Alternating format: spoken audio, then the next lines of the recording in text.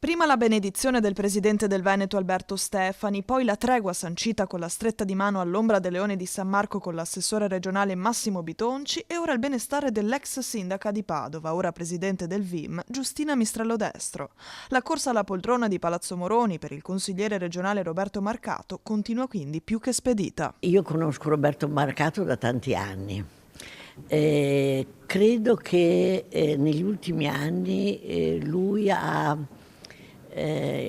direi si è inserito nel tessuto padovano molto bene, perché lui di sua iniziativa è venuto diverse volte a visitare il VIM, lo vedo molto coinvolto nella quotidianità di Padova.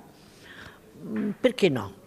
Io credo che potrebbe essere un buon candidato. Anche se i tempi sembrano prematuri, visto che i padovani saranno chiamati alle urne nel 2027, la partita è più che mai aperta. Dal fronte opposto al momento tutto tace, ma la strada è ancora lunga.